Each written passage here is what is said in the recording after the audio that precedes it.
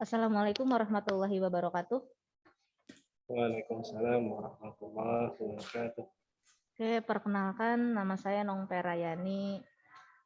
Di sini kita akan membicarakan atau kita akan belajar tentang IHT pembelajaran orang dewasa. Sebelum itu kita panjatkan puji syukur kepada Allah Subhanahu wa taala yang telah memberikan kesehatan, keselamatan dan kebahagiaan kepada kita semua. Selanjutnya sebelum kita memulai IHT ini baiknya kita berdoa terlebih dahulu. Berdoa dimulai.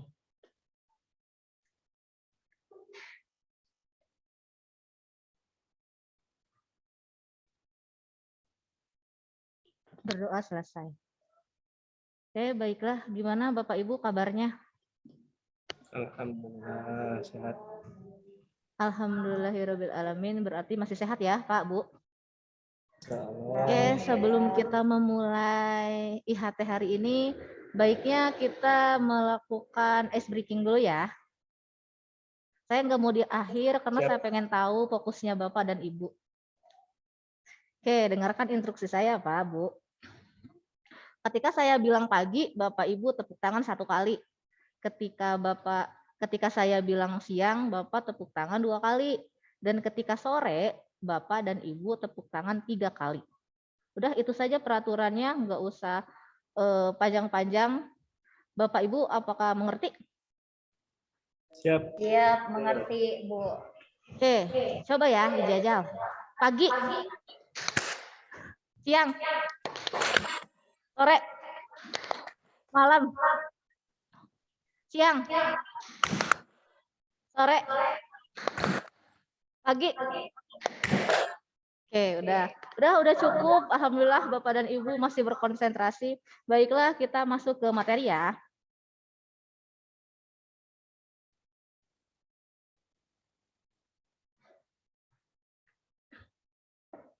Oke, di sini kita masuk ke materi.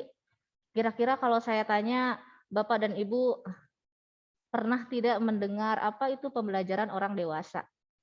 Salah nggak apa-apa, itu pendapat Bapak dan Ibu.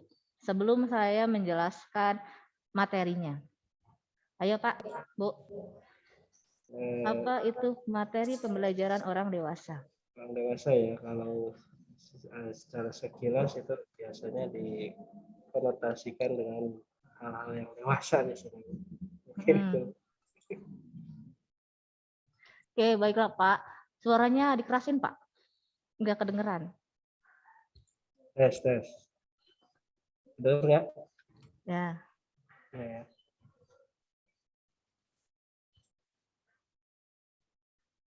Oke, itu pendapat Pak Tatang.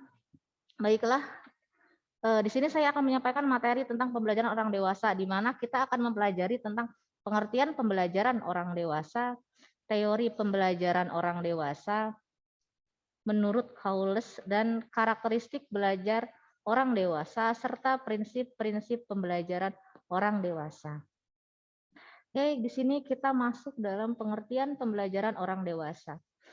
Pembelajaran orang dewasa bisa juga disebut dengan andragogi atau andragogi ini berasal dari bahasa Yunani yang artinya ener atau en yang berarti orang dewasa dan agogi atau agogus yang berarti memimpin atau membimbing orang dewasa. Jadi andragogi atau pembelajaran orang dewasa diartikan sebagai pemimpin atau membimbing orang dewasa. Oke, di sini juga pendidikan orang dewasa adalah suatu proses yang menumbuhkan keinginan untuk bertanya, belajar, serta berkelanjutan seumur hidup atau sepanjang hidup.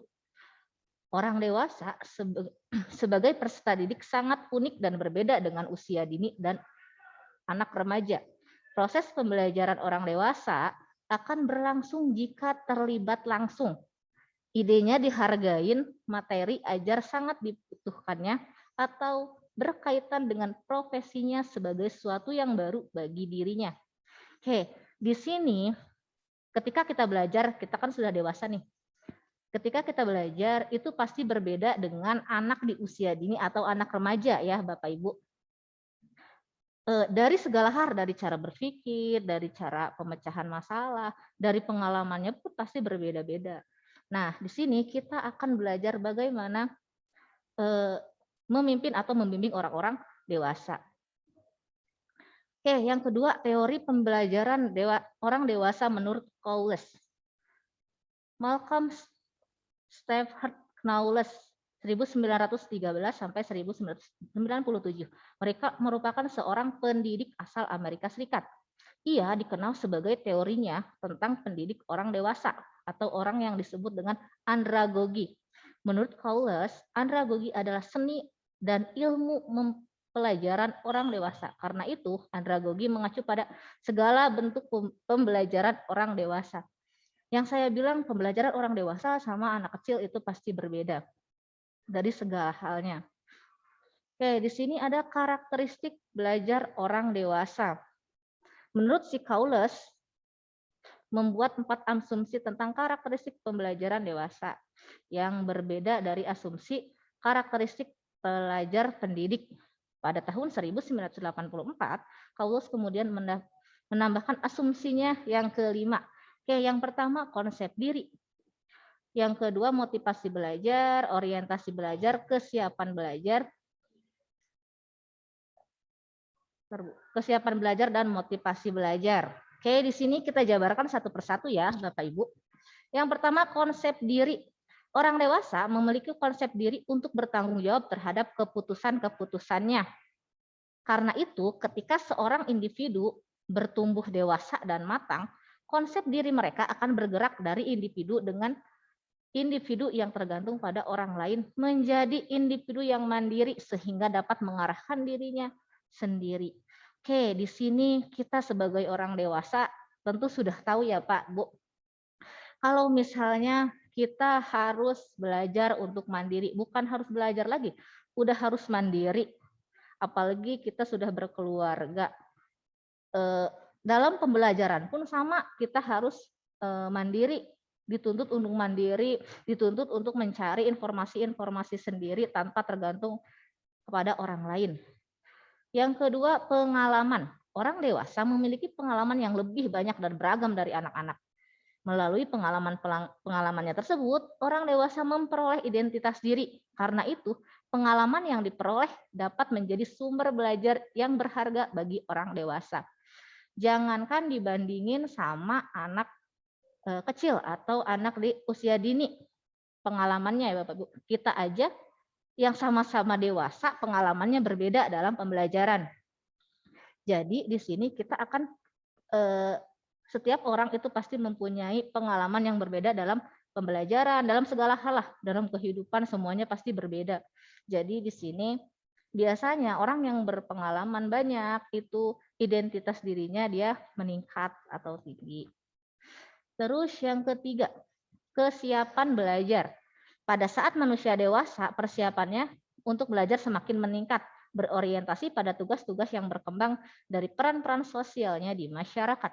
Dengan demikian, orang yang dewasa sudah memiliki kesiapan untuk mempelajari hal-hal yang terus diketahui dan hal-hal yang dapat dilakukan agar dapat mengatasi segala situasi kehidupan nyata secara efektif.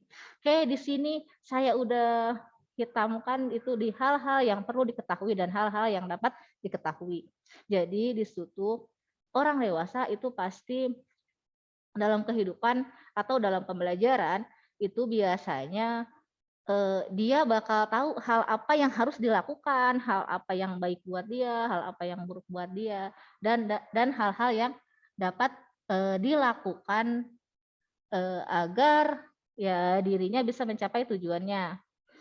Terus yang keempat, orientasi belajar. Sebagai individu yang dewasa dan matang, perspektif waktu orang dewasa berubah dari penerapan pengetahuan yang tidak seketika menjadi penerapan yang segera. Karena itu, orientasi belajar orang dewasa pun bergeser dari yang mulanya berpusat pada mata pelajaran menjadi berpusat pada masalah.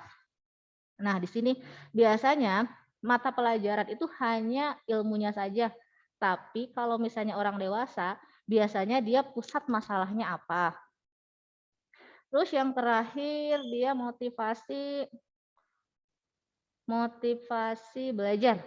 Semakin dewasa atau semakin matang seseorang, maka dorongan belajarnya itu lebih berasal dari dalam diri atau motivasi internal.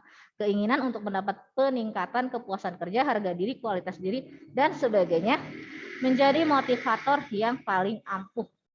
Motivasi diri. Kalau anak kecil biasanya kita beri motivasi dengan iming-iming jajanan atau apa. Sedangkan biasanya orang dewasa itu timbul dari dalam diri, dia mau ngapain nih. Ya, terus dia bisa motivasi diri sendiri. Oke, Bapak Ibu sampai sini ada yang mau ditanyakan atau kita lanjutkan sebentar lagi?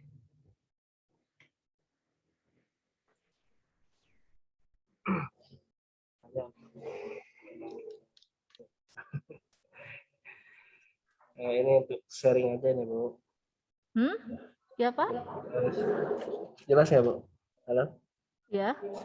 Ya. Ini sharing aja Bu. Ya. Ya. Tadi kan konteksnya ini pembelajaran untuk orang dewasa ya Bu ya. Ya. Nah, sedangkan pada prakteknya kita sebagai guru ini kebetulan mengajar di SMK. Jadi Ya.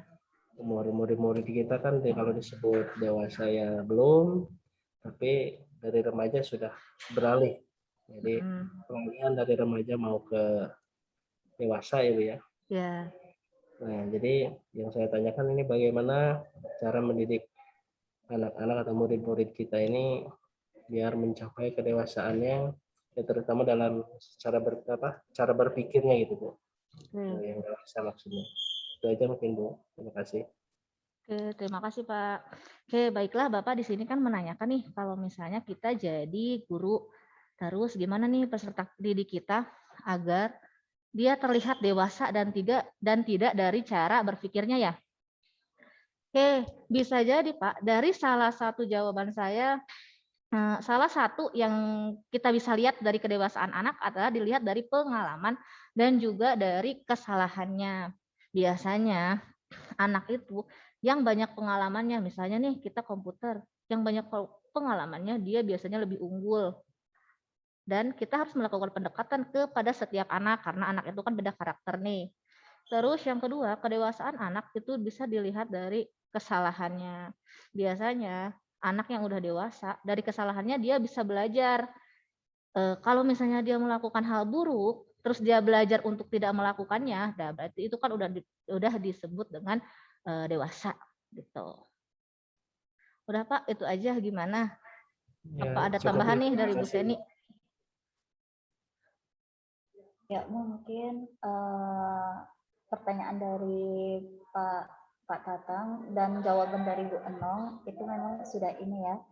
Jadi kalau semisal seseorang mempunyai pengalaman yang banyak, otomatis dia akan bisa menyelesaikan masalah dengan banyak cara gitu.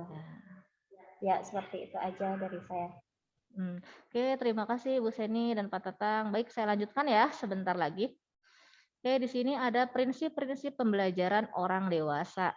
Di sini menurut si Kaules, katanya pada tahun 1984 menyarankan 4 prinsip yang ditetapkan pada pembelajaran orang dewasa. Ada keterlibatan, referensi dan dampak bagi kehidupan dan pengalaman serta berpusat pada masalah. Di sini ada prinsip-prinsip pembelajaran orang dewasa. Yang pertama keterlibatan. Orang dewasa perlu dilibatkan dalam perencanaan dan penilaian pada saat pembelajaran. Ini sudah pasti Bapak dan Ibu, soalnya orang dewasa itu kan banyak pengalamannya dalam soal pembelajaran. Makanya di sini orang dewasa itu harus dilibatkan dan perlu dilibatkan dalam setiap pembelajaran. Terus yang kedua pengalaman. Pengalaman termasuk kesalahan menjadi dasar pada aktivitas pembelajaran. Ini tentu saja kita saja jadi guru kalau misalnya ada kesalahan dalam mengajar, otomatis ke depannya kita bakal memilih lagi nih kira-kira kalau ini salah pasti diperbaikin, gitu kan? Oke, yang ketiga referensi dan dampak bagi kehidupan. Orang dewasa paling tertarik untuk mempelajari mata pelajaran yang memiliki relevansi dan dampak secara langsung pada pekerjaan atau kehidupan pribadi mereka. Ini tentu saja Karena setiap pembelajaran kalau misalnya terjadi kepada kehidupan kita, itu pasti kitanya lebih mengerti. Pasti, itu pasti lebih mengerti dan biasanya lebih asik aja sih kalau misalnya mata pelajarannya atau pelajarannya sesuai dengan kehidupan kita. Terus yang terakhir berpusat pada masalah. Pembelajaran orang dewasa lebih berpusat pada masalah daripada pada orientasi orientasi pada konten. Nah, ini sama saja kayak tadi pembelajaran itu pasti berpusat pada masalah. Kita orang-orang dewasa pasti lebih lebih fokus ke masalahnya dan bagaimana cara menyelesaikan atau mencari solusi dari masalah tersebut. Oke, itu saja Pak, Bu. Ada yang perlu ditanyakan kembali? Cukup. Ya, mungkin sudah cukup, Bu. Oke, baiklah Bapak Ibu, terima kasih telah berpartisipasi dalam IHT hari ini. Semoga bermanfaat dan saya ucapkan selamat sore.